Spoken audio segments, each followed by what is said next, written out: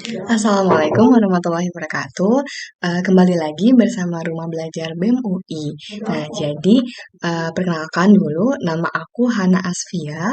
Bisa dipanggil Hana. Aku adalah mahasiswa Universitas Indonesia angkatan tahun 2021. Nah, jadi di video kali ini, di sesi kali ini kita akan belajar tentang dasar ya. Belajar tentang basic dari ekonomi itu sendiri gitu. Jadi sebelum kita belajar mengenai permasalahan-permasalahan yang lain nih, kita harus tahu dulu nih basicnya dari ilmu ekonomi itu sendiri. Nah, kenapa sih kita penting untuk belajar ekonomi gitu ya? Nah, apa sih sebenarnya ilmu ekonomi itu? Oke, nah di sini ada pengertian ya. Secara bahasa ya, eh, ekonomi itu terdiri dari dua kata ya. Yang pertama itu adalah oikos. Eko ini berasal dari kata oikos ya. Oikos itu artinya rumah tangga. Nah, rumah tangga di sini bukan berarti rumah tangga di perkawinan ya, atau di pernikahan gitu. Tapi rumah tangga di sini yang di-highlight adalah tentang rumah tangga konsumen, rumah tangga produsen, rumah tangga pemerintah, dan rumah tangga luar negeri gitu. Nah, jadi itu ya rumah tangganya. Nah, dan yang kedua itu adalah nomos ya. Nomos itu artinya aturan ya. Aturan atau hukum ya, peraturan. Nah, itu adalah nomos. Jadi, kalau kita artikan lagi, ekonomi itu adalah aturan-aturan mengenai rumah tangga gitu ya. Nah, berhubungan dengan apa sih tingkah laku manusia yang jelas ya? Karena ini adalah salah satu cabang dari ilmu-ilmu sosial ya.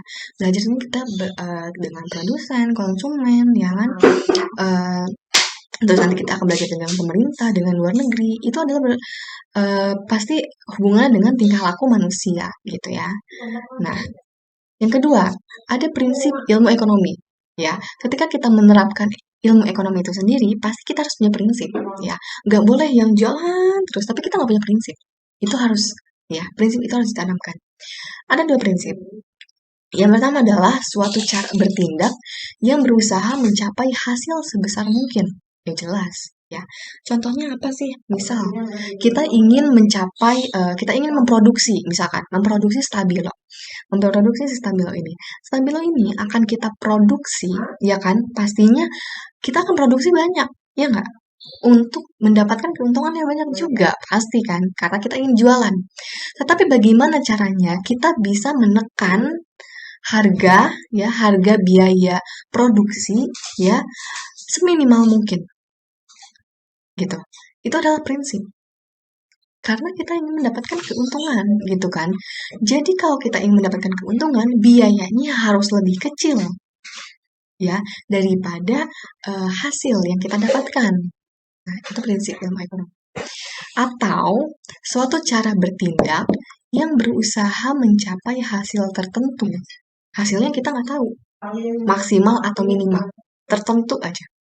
Untuk dengan mengeluarkan biaya semaksimal mungkin, gitu. Ya, jadi itu adalah prinsip ilmu ekonomi. Nah, contohnya apa sih dalam kehidupan kita sehari-hari gitu ya? Yang pertama itu ada ibu rumah tangga atau IRT gitu ya. Dia membeli beras di pasar nih. Dia pengen beli beras di pasar.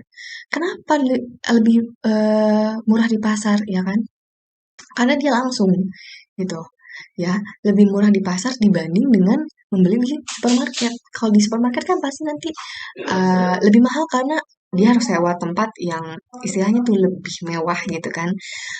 Terus nanti ada biaya-biaya lain yang harus mereka keluarkan gitu. Kalau mereka jualan beras di supermarket, kalau dia jualan beras di pasar, dia nggak akan mendapatkan biaya yang begitu banyak gitu. Jadi itu dia ya, kenapa ibu rumah tangga lebih ingin membeli beras di pasar.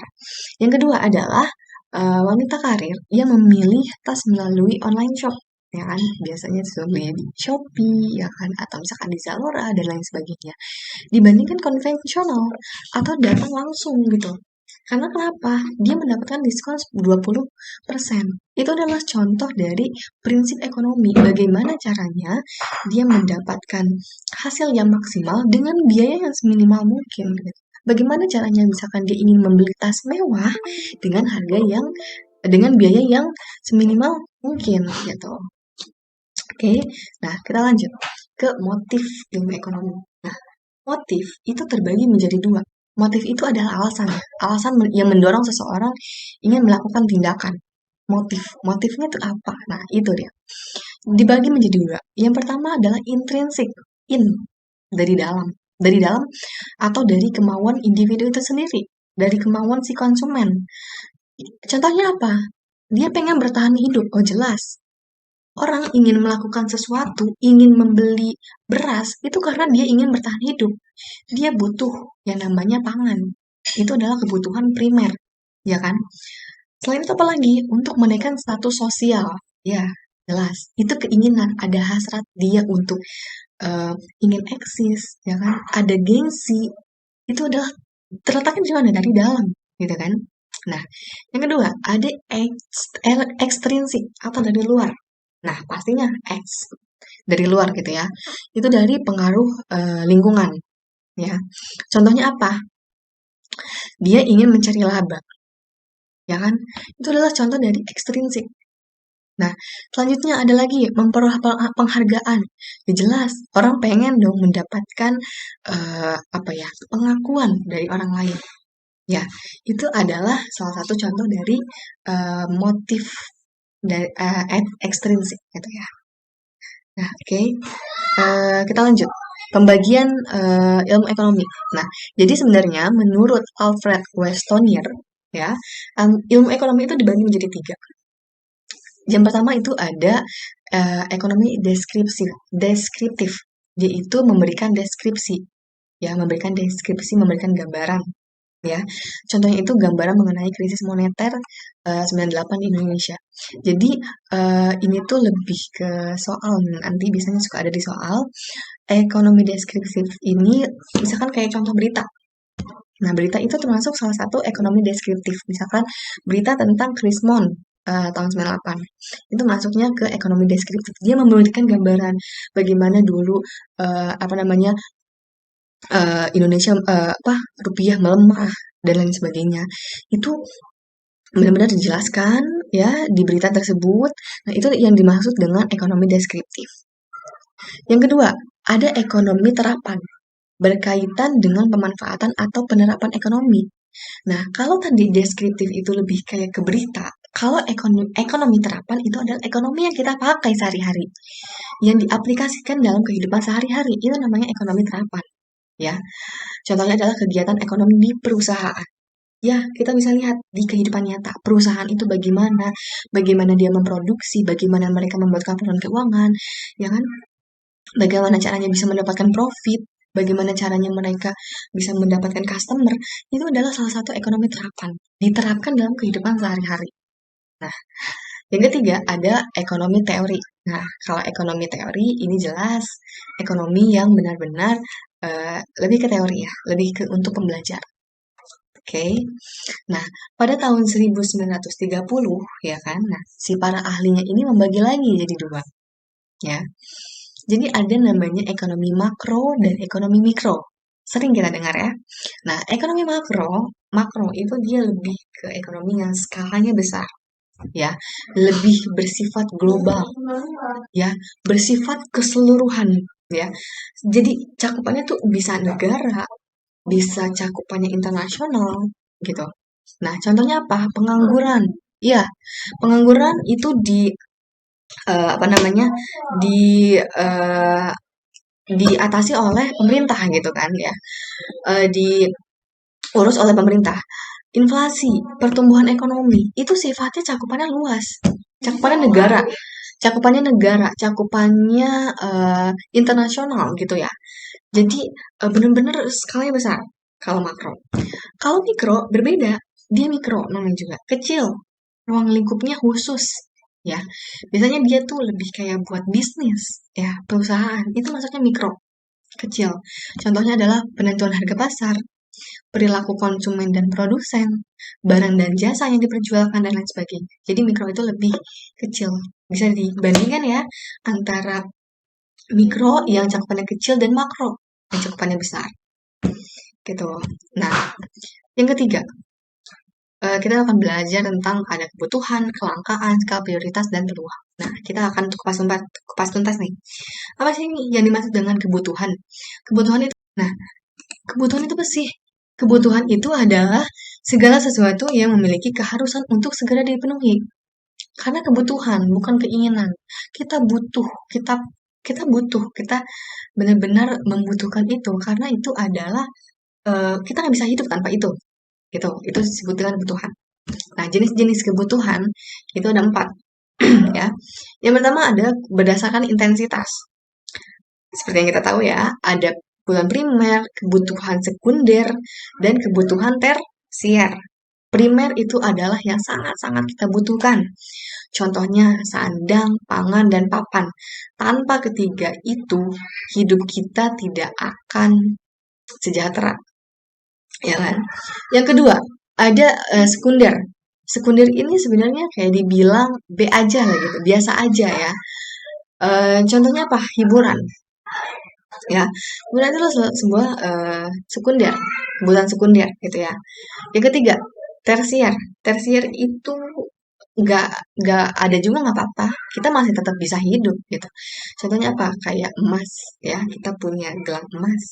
Itu adalah salah satu bentuk dari tersier gitu. Yang kedua, berdasarkan waktu, kebutuhan sekarang dan masa mendatang.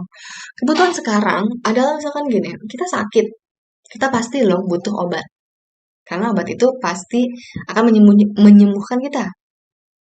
Kalau kebutuhan masa mendatang, misal asuransi. Nah, itu salah satu dari kebutuhan masa mendatang. Suatu saat kita bakal sakit, ya kan? Pasti sakit. Atau eh, kita akan kecelakaan atau lain sebagainya gitu lah. Hal-hal yang tidak kita inginkan. Pasti itu adalah kebutuhan masa mendatang. Ya. Yang ketiga, berdasarkan sifat. Ya. Berdasarkan sifat ini, ada sifatnya jasmani untuk jasmani kita. Ya kan?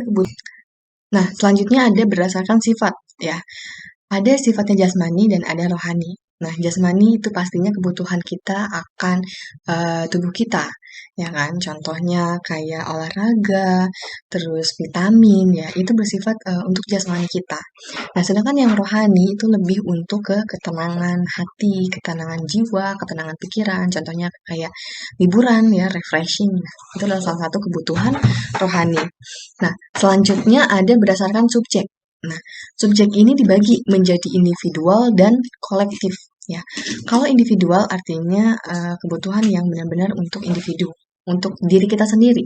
Ya, dan yang kolektif itu untuk masyarakat umum, ya, untuk sekelompok orang, segelintir orang. Contohnya kayak jembatan. Itu adalah salah satu contoh dari kebutuhan kolektif.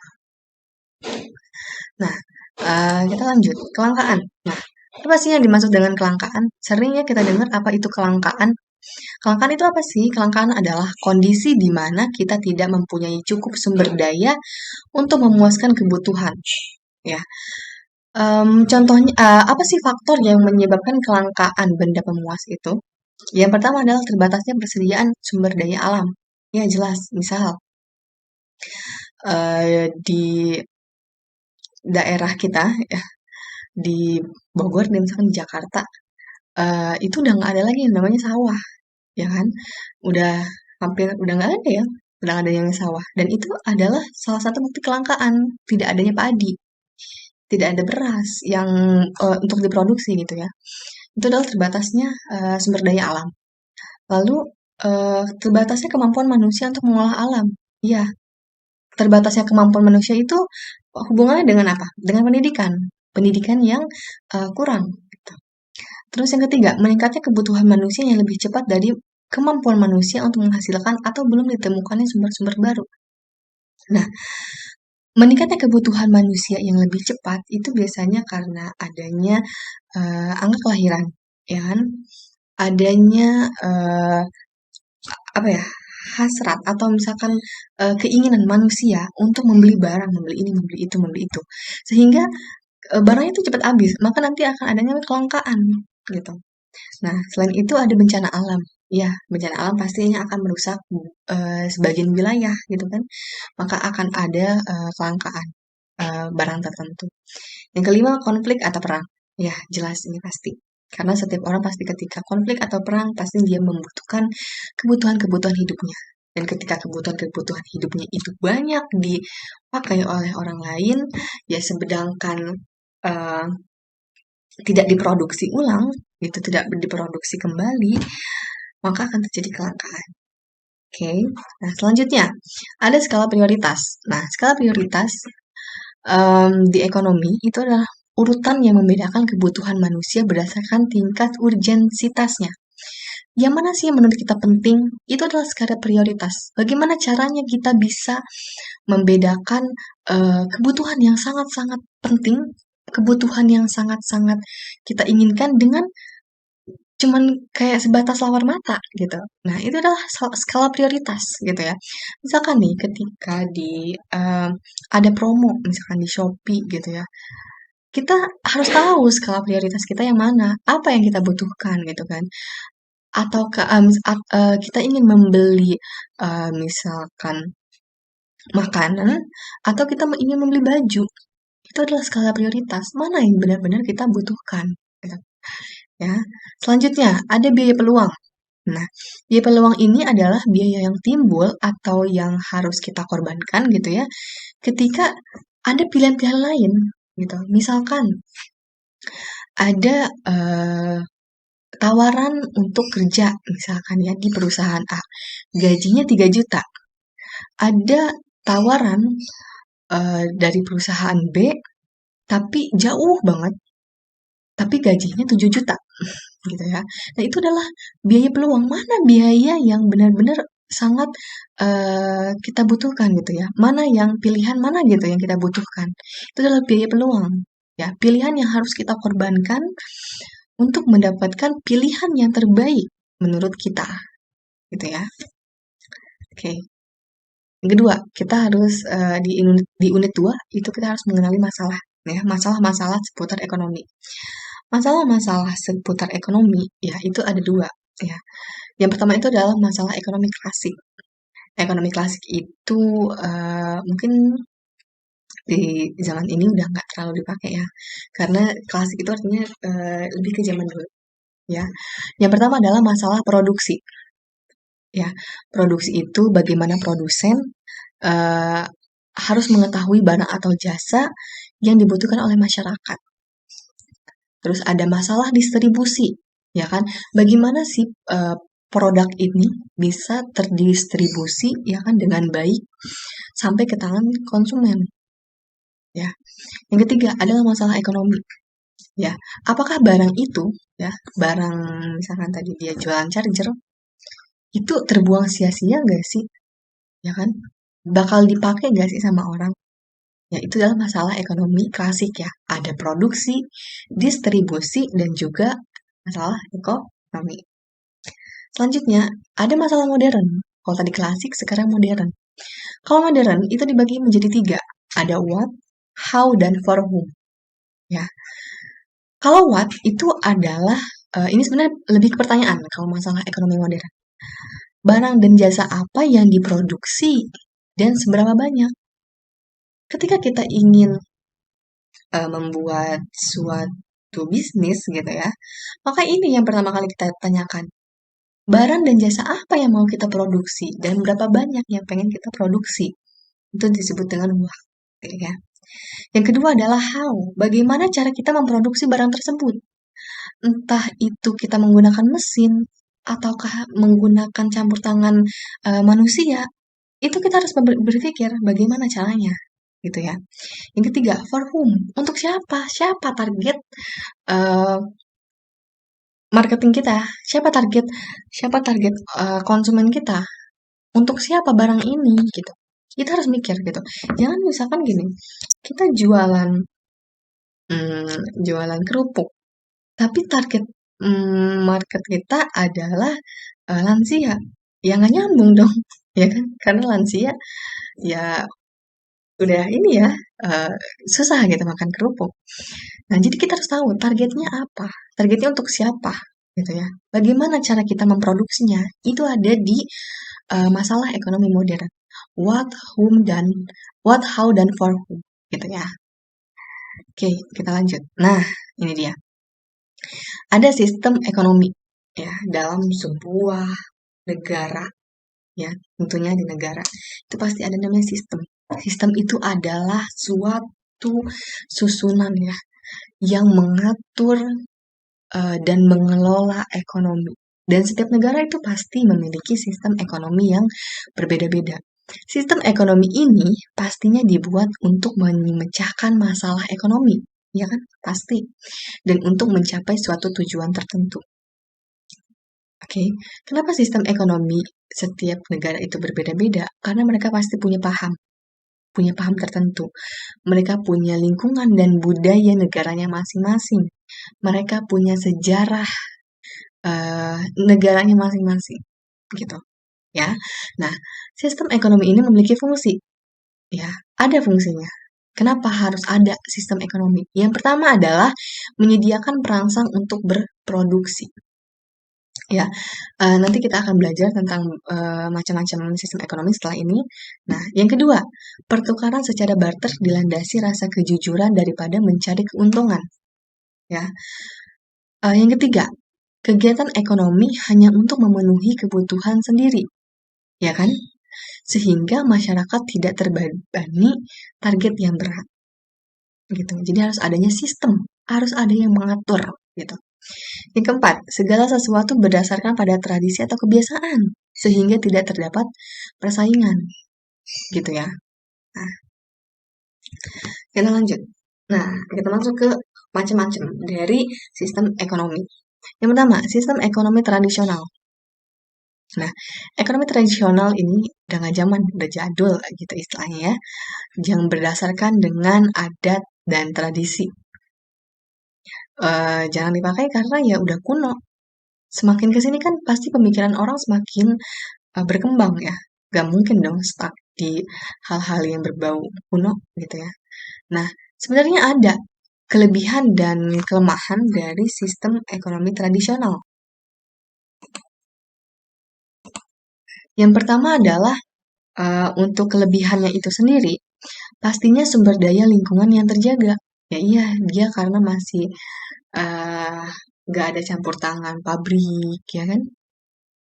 Dia masih alami, jadi lingkungannya lebih terjaga. Yang kedua adalah hubungan masyarakat yang masih kuat. Iya, karena kenapa? Pasti, apalagi di desa ya, kita sering lihatnya di desa. Kalau di kota jarang, ya sistem kekerabatannya udah beda.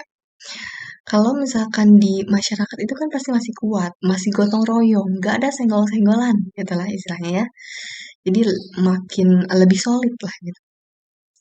Yang kedua, ada namanya kekurangan. Pastilah dia ada kekurangan. Kekurangan dari sistem ekonomi tradisional itu adalah pemenuhan kebutuhan yang bergantung pada alam. Dia nggak butuh mesin, butuh alam, butuh apa namanya tanah ya. Dan itu bersifat tradisional dengan tangan manusia gitu. Dan yang kedua, peradaban sulit maju dan berkembang. Ya, ini sifatnya kuno. Dia udah apa ya ketinggalan zaman lah gitu. Oke, lanjut ke sistem ekonomi yang berikutnya. Ekonomi komando atau terpusat. Nah, ini biasa ada di di negara-negara seperti Korea Utara, ya, di mana pemerintah memiliki kuasa penuh terhadap sistem ekonomi. Jadi pemerintah itu sangat-sangat mengatur sistem ekonomi. Masyarakat itu tinggal ngangguk-ngangguk aja gitu. Yang ngatur semuanya pemerintah. Jadi bisa dibilang apa ya uh, benar-benar lah pemerintah tuh ngatur. Jadi masyarakat sulit untuk berkembang. Tetapi ada kelebihan dan kekurangannya yang jelas ya. Yang pertama adalah ekonomi masyarakat ditanggung pemerintah. Enaknya ada buat masyarakat. Masyarakat tinggal iya-iya aja ngikutin pemerintah gitu. Ya kan? Yang kedua, pemerintah mudah mengendalikan harga dan inflasi. Nah, yang kedua adalah pemerintah mudah mengendalikan harga dan inflasi. Nah, karena semuanya itu diatur oleh pemerintah, maka ya yang mengendalikan semua harga dan juga inflasi itu semuanya pemerintah. Yang ketiga, kondisi pasar dalam negeri stabil. Ya, jelas. Karena semuanya itu pemerintah yang ngatur. Nggak ada campur tangan masyarakat gitu. Ya, yang kekurangannya itu masyarakat tidak memiliki kebebasan di sektor ekonomi, ya jelas. Kenapa? Karena ya masyarakatnya terbatas mau gerak-gerak, mau gerak-gerak di bidang ekonomi gitu. Karena pemerintah gitu kan, yang memiliki kuasa penuh. Nah, yang kedua, terhambatnya inovasi dari masyarakat.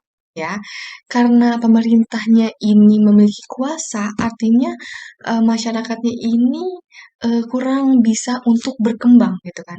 Mereka berkurang untuk inovasi, ya kan? Pemerintah yang ngatur, oh ya udah deh pemerintahnya yang ngatur, ngapain masyarakat gitu kan? Artinya jadinya masyarakatnya tuh iya-iya aja gitu. Ya, yang ketiga, rentan apabila ada konflik politik. Ya, kenapa rentan? Ketika ada konflik politik, karena hubungannya dengan pemerintah gitu. Ketika si pemerintah ini kan utama ya, pemerintahnya utama. Ketika pemerintahnya ini gonjang-ganjing, ya kan, maka eh, sistem ekonomi akan rentan terhadap politik gitu. Ya, oke, paham sampai sini. Sistem ekonomi komando terpusat itu biasanya ada di daerah, ada di negara seperti Korea Utara gitu ya. Nah, yang ketiga, sistem ekonomi liberal. Nah, liberal ini bebas ya artinya ya. Biasanya yang sering banget kita dengar itu ada di negara Amerika, ya Amerika Serikat. Itu merupakan salah satu negara yang menganut sistem ekonomi liberal, ya kapitalis, ya. Masyarakatnya ini beda nih tadi sama yang komando ya. Kalau di liberal itu masyarakatnya malah yang lebih dominan ya, yang memiliki kebebasan dalam sistem ekonomi. Jadi terserah masyarakat mau mau mau bikin usaha apa, mereka mau mendirikan pabrik apa, terserah mereka, terserah masyarakat gitu. Pemerintah hanya melihat saja gitu. Sedangkan yang bekerja itu masyarakat ya. Ada kelebihannya sebenarnya ya. Kelebihannya itu masyarakat memiliki hak yang sama di sektor ekonomi. Iya, karena masyarakat dominan gitu. Yang kedua, produktivitas tinggi. Karena masyarakatnya ini diberikan kebebasan, masyarakat ini diberikan hak, ya kan? Maka produktivitas masyarakat itu akan tinggi gitu. Mereka ingin membuat produk ini, produk itu, nggak mau kalah gitu sama yang lain, bersaing lah gitu kan. Nah, kadang memang bersaingnya tidak sehat gitu ya, tapi mereka ada produktivitas, mereka bekerja gitu kan. Nah, yang ketiga adalah masyarakat memiliki inovasi dan kreativitas yang tinggi. Kenapa adanya kreativitas yang tinggi? Ya, karena mereka bersaing. Misalkan dia membuat stabilo nih, stabilonya nih dari kayak begini. Terus nanti perusahaan B ngelihat lagi nih ada, oh kayaknya kita harus buat stabilo yang lebih bagus lagi deh daripada yang perusahaan A. Terus aja begitu kayak gitu. Ya, jadi kreativitas masyarakat itu semakin berkembang gitu ya. Nah, tetapi ada kekurangannya nih. Kekurangannya itu adalah yang pertama memicu monopoli pasar. Pasti nanti akan ada satu perusahaan yang memimpin gitu, yang menjadi apa ya, yang menjadi rajanya gitu. Pasti akan memicu monopoli ya. Yang kedua, sebenarnya memang bisa dibilang semacam rakus gitu ya. Nggak ada puas-puasnya gitu jadinya. Yang kedua, terdapat kesenjangan ekonomi ya yang dalam. Iya jelas. Karena bakal ada orang ya, akan ada persaingan. Ketika ada persaingan, pasti akan ada orang yang tersisihkan. Nah, orang-orang yang tersisihkan ini ada, mereka akan mendapatkan kesenjangan ekonomi yang rendah, ya kan? Mendapatkan kesenjangan, ya. Mereka akan lebih miskin. Akan ada orang yang tingkatnya kaya, pasti nanti kelihatan. Ada orang yang levelnya tingkat tinggi, yang kayaknya tingkat tinggi, ada orang yang miskin banget. Itu bakal kelihatan jomplangnya di sistem ekonomi liberal gitu ya. Yang ketiga, perekonomian mudah menghadapi ketidakstabilan. Beda yang tadi komando ya, mereka lebih bisa mengatur dalam hal inflasi, dalam hal permasalahan ekonomi. Tapi kalau di sistem ekonomi liberal, karena banyak masyarakat yang eh, ikut serta, maka banyaknya masyarakat yang bebas sana sini gitu kan, akan adanya ketidakstabilan gitu. Nah, yang keempat, yang terakhir adalah sistem ekonomi campuran. Nah, sistem ekonomi campuran ini adalah gabungan ya antara komando dan juga liberal. ya. Jadi pemerintah dan masyarakat ini memiliki peran yang seimbang. Nah, kelebihannya di Indonesia sebenarnya eh, mirip ya. Sistem ekonomi campuran ini kalau Indonesia itu namanya sistem ekonomi Pancasila gitu ya. Nah, kelebihannya itu adalah mencegah adanya monopoli pasar, ya kan? Jadi kekurangan yang ada di liberal dan kekurangan yang ada di komando itu mereka saling melengkapi di sistem ekonomi campuran, gitu ya. Nah, ketidakstabilan ekonomi lebih terjamin. Jadi intinya mereka tuh gabungan gitu. Ketika digabungkan, tapi dia tuh mengekstrak hal-hal positifnya gitu di ekonomi campuran ini. Intinya kayak gitu sih, ya. Tetapi sebenarnya dalam kehidupan nyata gitu ya, dalam praktik di lapangan sebenarnya nggak ada yang benar-benar 50-50 sama gitu, nggak ada. Pasti akan ada salah satu kecondongan, entah dia itu ke liberal, entah itu dia ke komando, ya. Nggak ada yang benar-benar ini gitu ya, benar-benar seimbang, itu nggak ada. Pasti ada, ya. Walaupun namanya sistem ekonomi campuran, ada yang lebih dominan, gitu. Nah, sekian pembelajaran kali ini, materi kali ini. Ini adalah basic-basic materi tentang ekonomi ya. Semoga bermanfaat dan semoga mengerti. Terima kasih.